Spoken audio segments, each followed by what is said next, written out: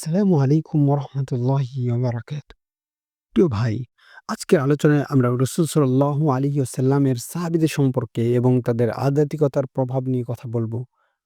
সাহাবীরা আমাদের জন্য এক উজ্জ্বল উদাহরণ, যারা তাদের ঈমান ও আধ্যাত্মিকতার মাধ্যমে আল্লাহ সুবহানাহু ওয়া তাআলার সাথে একটি দৃঢ় সম্পর্ক গড়ে তুলেছিলেন।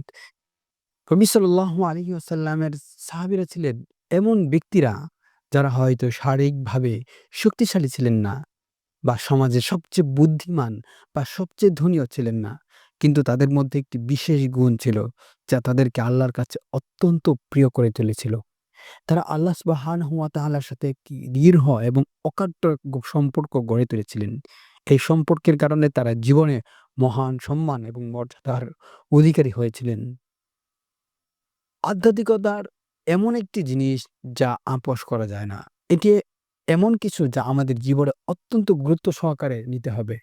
সাহাবীরা তাদের আধ্যাত্মিকতার মাধ্যমে আল্লাহ সুবহানাহু ওয়া তাআলার কাছে প্রিয় হয়ে উঠেছিলেন এবং তারা এমন মর্যাদা লাভ করেছিলেন যা অন্য কিছু দিয়ে অর্জন করা যায় না।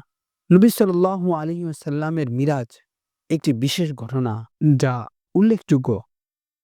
এই রাত্রি রাসূল সাল্লাল্লাহু আলাইহি ওয়াসাল্লাম আসমানে ভ্রমণ করেছিলেন এবং তিনি পায়ের আওয়াজ শুনতে পান। তিনি জিজ্ঞেস করেন, "এটা কিসের আওয়াজ যা আমি শুনতে পাচ্ছি?"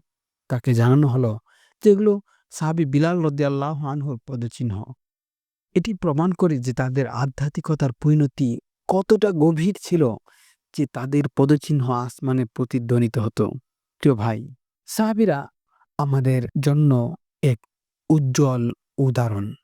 তাদের জীবন থেকে আমরা শিখতে পারি যে আধ্যাত্মিকতা এবং আমাদের আল্লাহ সুবহানাহু ওয়া তাআলার সাথে দৃঢ় সম্পর্ক গড়ে তোলা কতটা গুরুত্বপূর্ণ। আসুন আমরা সবাই আমাদের আধ্যাত্মিকতা ও ঈমানকে মজবুত করার চেষ্টা করি এবং আমাদের সাথে আল্লাহর সম্পর্ককে শক্তিশালী করি। আল্লাহ তাআলা আমাদের সবাইকে সঠিক পথে পরিচালিত করুন এবং আমাদের ঈমানকে মজবুত করুন।